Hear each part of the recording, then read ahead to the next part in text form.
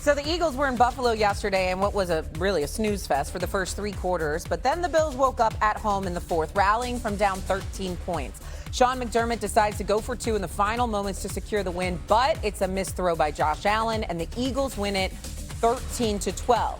Here's Josh Allen and Sean McDermott on going for 2 to win instead of the extra point to tie it. Wanted to be aggressive, going for the win. We feel like, only a certain amount of time left at that point, and felt like we had a great call, great opportunity to go win it, and I'm going to be aggressive, so I'm not going to sit back. Yeah, I just missed. Rolling left, got to give him better ball. We can learn a lot from this experience.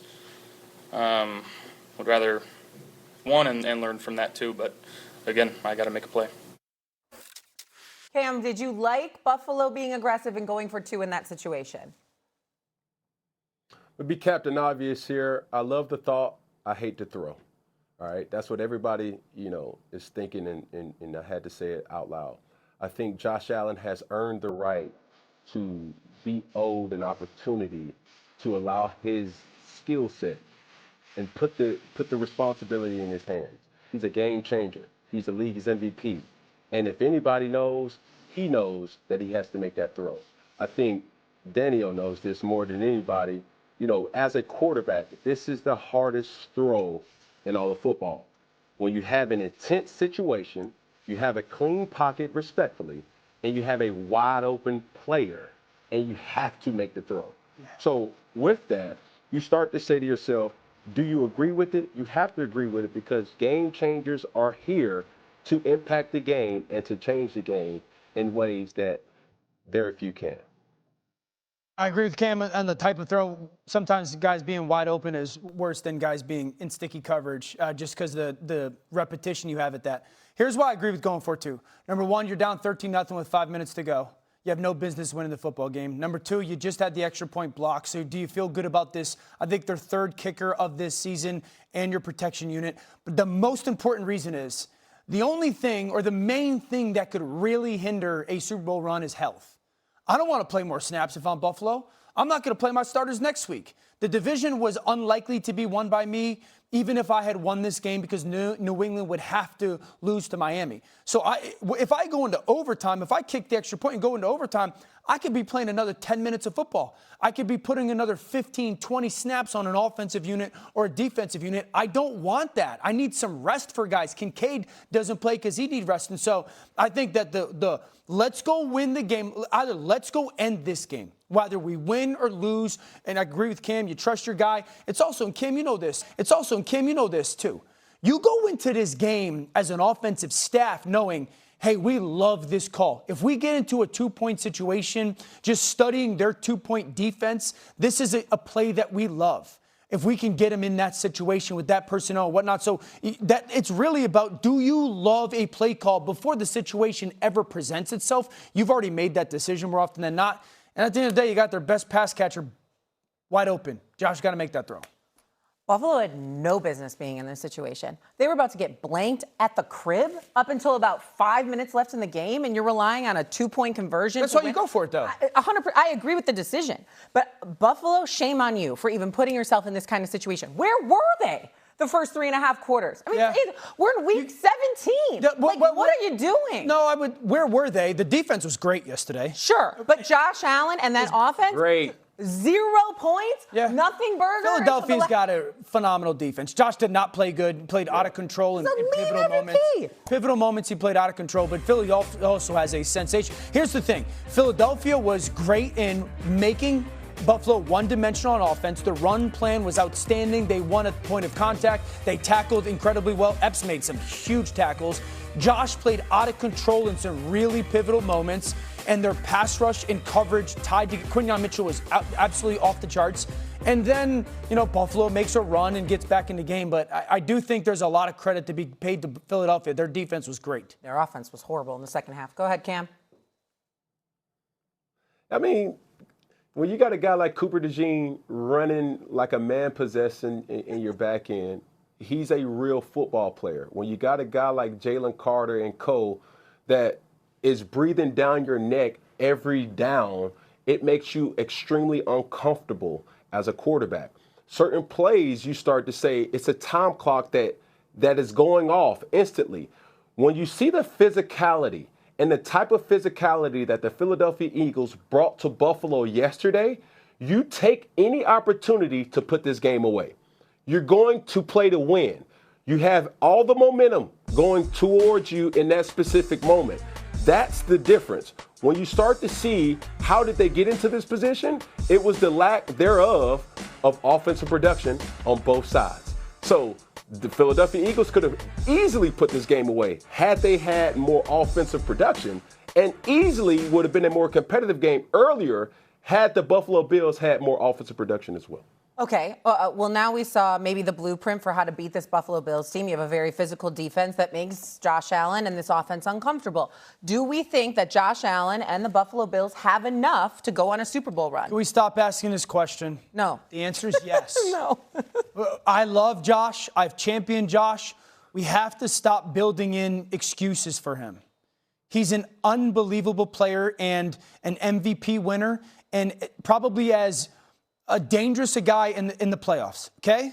Let's put into context the reality of who Buffalo is this year. They have a top 5 offensive line. They have the best run game in football. They have one of the, if not the best, tight end trios in football. They got one of the most dynamic backs in football. They have a top 5 defense. And for everybody that's going to tell me this defense isn't top 5, you haven't been paying attention. Since Thanksgiving, this has been a top 5 defense. The run defense is massively improved. Some of their young players are unbelievably progressed, have progressed unbelievably. Walker's playing at a high level. And so Sanders playing at a high level. This is the best pass coverage unit left in football right now. And so, yes, he doesn't have a dynamic perimeter number 1 wide receiver. You can make the case he shouldn't need it. If Josh Allen is as great as Josh Allen has been, he should not need it. There's enough to go win a Super Bowl this year. There absolutely is. This is a team that is pretty complete right now. As long as, let me say this, as long as he's got Dalton Kincaid. If he has Dalton Kincaid, there's enough to go win and get into the Super Bowl. And absolutely. Yeah. No, Danny-O. We've been grooving and two-stepping, but this is where the buck stops here, bro. Okay. To not need a number 1 receiver, bro, come on now. You know, it's only but so much that you can do in 12 personnel, 13 personnel, and trying to finesse and jug and try to, you know, show the marvel of Joe Brady. I don't think that the Buffalo Bills have what it takes to be in the Super Bowl. Why? Simply, they're a different team home and away. They're going to have to go on the road to get wins that they haven't shown consistently that they're able to do, especially in a hostile environment. So hence to, hey, do you have a number 1 receiver? They don't have that. You don't think teams are going to scheme up, you know, certain packages of personnel when they go, you know, to a Denver, if they potentially go, you know, to these teams that have great defenses. That's my biggest red flag. It's not Josh Allen. I know Josh Allen will bounce back better than anybody and play according to how the team needs him to play. It's the amenities, as I always refer to, that he just does not have, and they being a different team home and away. Okay, I will. They're at home 6-2, 5-3 on the road. They've looked different, but their record doesn't necessarily say it's super different. The deep threat thing, though, Josh Allen has this big arm, and it feels like he's limited in who. Yes, Dalton Kincaid is a threat. Maybe they have enough. I agree, especially with the AFC being wide open. Yeah. But it would be nice if he could utilize that big arm. Yeah, well, Brandon Cooks, and I know that might sound crazy to say, but Brandon Cooks had some big plays yesterday. If Brandon Cooks can give them a sliver of that, right? Like if you give them a sliver of that, that helps. Palmer can still be that guy, but it's not their style of offense. It's not who they want to be. This is a mauling offensive line.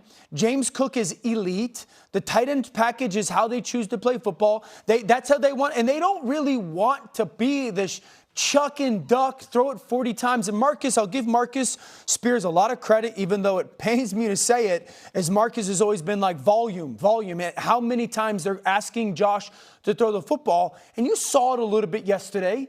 You saw that, like, in those moments, Josh got a little bit over his skis and decided to play. Even like the 4th down run, Cam, he's got Cooks wide open on the sideline, on the swing screen. Just kick it to him. Let Cooks go walk in. So I would say this. We talk a lot about number 1 wide receivers. Denver's the 1 seed right now. Sutton's their number 1, but I'm not putting him in he's a bona fide number 1 guy. The number 2 group, New England, Steph's a very, very, very good receiver, but he's not in that bona fide number 1, and Steph's awesome. Jaguars, I think they got 3 really good receivers. I don't think BTJ's really emerged into that number 1. Baltimore doesn't have a bona fide 1. Houston doesn't have a bona fide 1. Nico Collins is really, really, really good. The Chargers don't either, so they have their guys. But I don't sit there and say, man, those AFC teams, those guys got number 1, top 5 players at the position, wide receivers. They got good players. I just think Buffalo's offensive line and run game still gives them enough. And again, the defense is improved.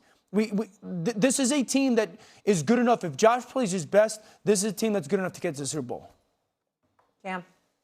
The reason why I say that is because if we start to talk X's and O's, when you take away James Cook's ability to impact the game, now he's down, or now the team's down, and you can't really run the ball as you want or you want to do.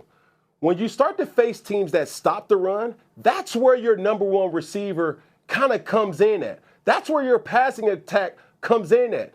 And if the Philadelphia Eagles haven't shown anything to exposing the Buffalo Bills is, hey, if we can control James Cook, even though he had around 74 to 76 yards rushing, if we can control that to make the Buffalo Bills one-dimensional, we got them. That's been the Buffalo Bills' attack. We're going to play behind the run. You're exactly right, Dan. You're going to play behind the run, but if you take the run away, the Buffalo Bills' attack is not as dynamic as it should be when you don't have a passing attack that is led by a receiver. It's led by tight ends. Yeah. No, I'm with you, Cam. Here's where I push back.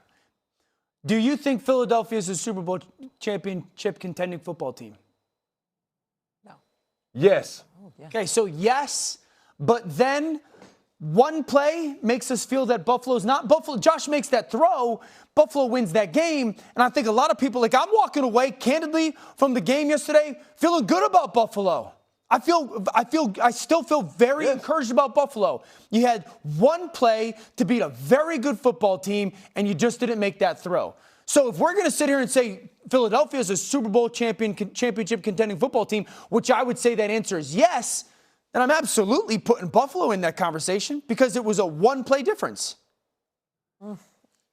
Yeah, but you can't use that analogy. You sit up here and ask and say, Hold on. You can't say that and say, do I believe the Philadelphia Eagles are a Super Bowl contender? Yes, but it's also contingent off of what offense is going to show up. If you give me that Philadelphia Eagles team, that's not a Philadelphia Eagle offensive team that I believe in that can win a Super Bowl. When the Philadelphia Eagles won the Super Bowl, the thing that was abundantly clear, they played complementary football. They whooped Kansas City last year because they had turnovers defensively, and they backed it up with a very aggressive offensive attack. They made plays. Right. Yesterday, that wasn't the case. I've been on record saying the Philadelphia Eagles are the best team in the NFL, but they are not held to the standard week in and week out, and that's where my frustration comes. All right, we'll dive more into the Eagles side of things.